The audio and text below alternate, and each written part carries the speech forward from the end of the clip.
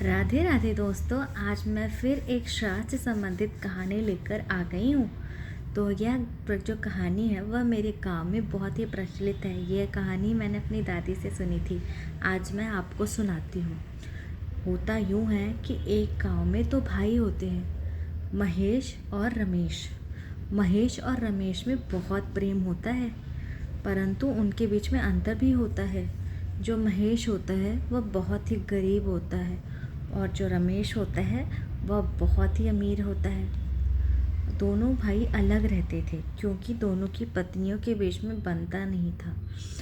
दोनों की पत्नियों के बीच में बनता नहीं था, इसका मतलब यह नहीं है कि दोनों की पत्नियां बुरी थी। दोनों की पत्नियों में भी बहुत अंतर था। महेश की जो पत्नी थी वह गरीब घर से थी, परंतु स्वभाव की बहुत अच्छी थी वो। और राजेश की जो पत्नी थी वो बहुत बड़े घर से थी और वह बहुत ही घमंडी थी। उसे बहुत अच्छा लगता था अपने धन का प्रदर्शन करना। वह सबको दिखाती थी कि वह कितने बड़े घर में रहती है, वह कितनी अमीर है। उसे यह सब दिखाना बहुत अच्छा लगता था। अब होता यूँ है कि एक दिन श्राद्ध का समय शुरू होता है। जब श्राद्ध का समय शुरू होता है, पितृपक्ष शुरू होता है, तो दोनों को ही श्राद्ध करना होता है। जो महेश होता है वह अपनी पत्नी से कहता है कि सुनो भाग्यवान, श्राद्ध शुरू हो चुके हैं और हमें अपने माता पिता का श्राद्ध करना है, तो तुम उससे संबंधित तैयारी कर लो।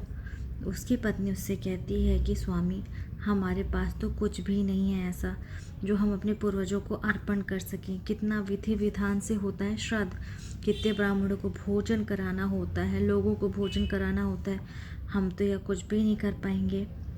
तो जो महेश होता है वह अपनी पत्नी को समझाता है कि कोई बात नहीं, हमारे पास जो भी है हम उतने से ही श्राद्ध करेंगे, तुम तैयारियां कर लो। और उधर राजेश भी अपनी पत्नी से कहता है कि सुनो भाग्यवान, आ तो गया है श्राद्ध, पर तुम्हारी मर्जी है अगर तुम्हें श्राद्ध करना है या नहीं, क्योंकि मुझे नहीं चाहिए कि तुम परेशान हो इतने सारे कामों को लेके।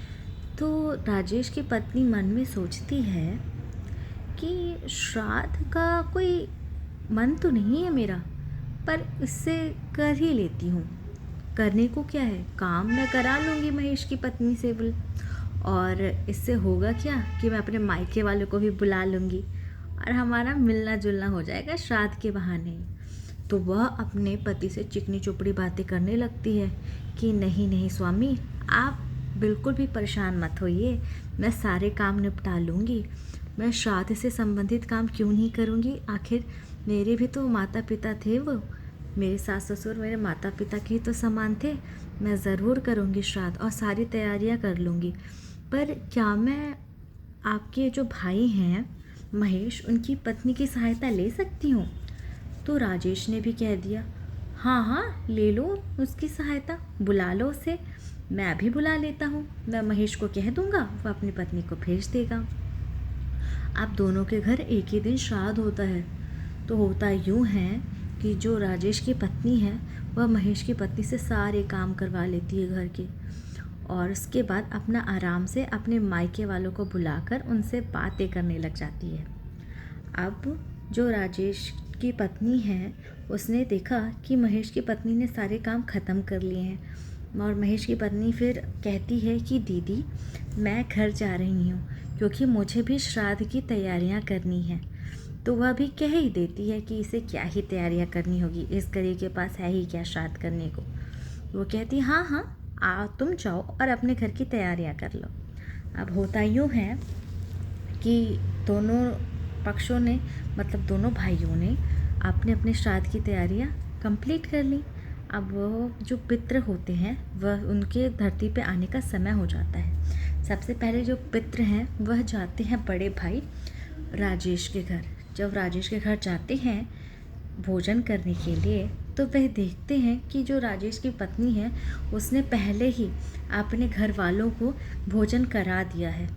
तो वे बहुत दुखी मन से वापस लौट आते हैं और फिर वे जाते हैं छोटे भाई महेश के घर। जब वे वहाँ जाते हैं तो वहाँ देखते हैं कि वहाँ पे सिर्फ हवन कुंड है और वहाँ पे हवन हो रखा है। अब क्योंकि वहाँ पे हवन हो रखा है तो वे क्या करते हैं, थोड़ा सा जो हवन की जो राख है वह ग्रहण करके एक जगह एकत्रित होते हैं। वहाँ पे एक जगह थी उस गांव में जहाँ पे सारे पितृ जो हैं वह सभा करते थे। तो सारे पितृ अपने अपने घर की बड़ाई करने लगे कि हमारे घर में तो ये बना, हमारे घर में वो बना, हमने ये खाया, हमारे घर इतने ब्राह्मण खाने आए। सब ने अपने अपने घरों की तारीफ़ करी कि हमारे जो बच्चों ने इतना कुछ करके रखा था हमारे लिए। अब जो बारी आई वो थी महेश और राजेश के पूर्वजों की।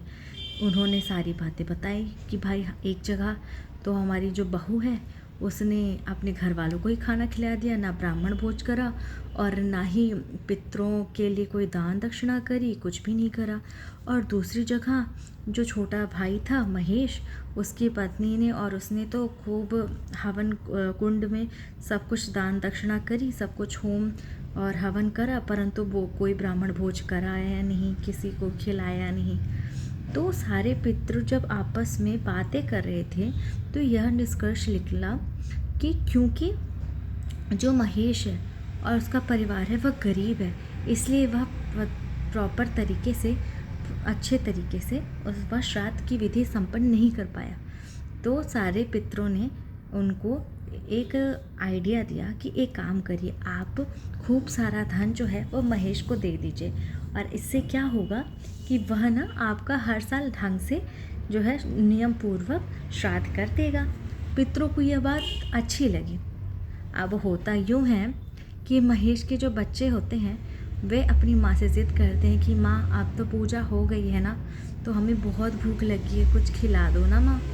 माँ मन में बहुत दुखी होती है क्योंकि खाने को तो कुछ होता नहीं है। वह कहती है वहाँ पर एक बर्तन रखा हुआ है, वह उठाकर देख लो, अगर उसमें कुछ खाने के लिए है तो मिल बांट कर दोनों भाई खा लो। तो दोनों बच्चे जाते हैं, जब जाते हैं और बर्तन उठाते हैं और उसका जब ढक्कन हटाते हैं तो उसमें से खूब सारे सोना चांदी हीरे जवाहरात निकलते हैं। और फिर वे अपनी माँ को बुलाते हैं और माँ जो है यह सब देखती है और महेश को सारी बातें बताती है। तो वह समझ जाते हैं कि यह उनके पितरों का आशीर्वाद है और वह ये इस चीज़ को कभी व्यर्थ नहीं जाने देंगे। वह हर साल पूरे अच्छे तरीके से श्राद्ध करने लगे और इस तरह उन पर हमेशा ही पितरों का आशीर्वाद बना रहा। और जो राजेश हैं उसके जो बच्चे हैं वह बिल्कुल भी अच्छे नहीं निकले, ना ही पढ़ाई में और ना ही आचरण में। तो इस तरह हमारे पितरों का आशीर्वाद सदा हम पे बना रहता है। हमें उनकी खूब सेवा करनी चाहिए, उनको याद रखना चाहिए और अच्छे काम करते रहने चाहिए। हमें सबसे पहले अच्छा इंसान बनना चाहिए और अपने पूर्वजों का, अपने परिवार का नाम रोशन करना चाहिए। समझ गए बच्चों? तो मैं चलती हूँ, कल फिर आऊँगी नई कहानी के साथ। राधे राधे दोस्तों।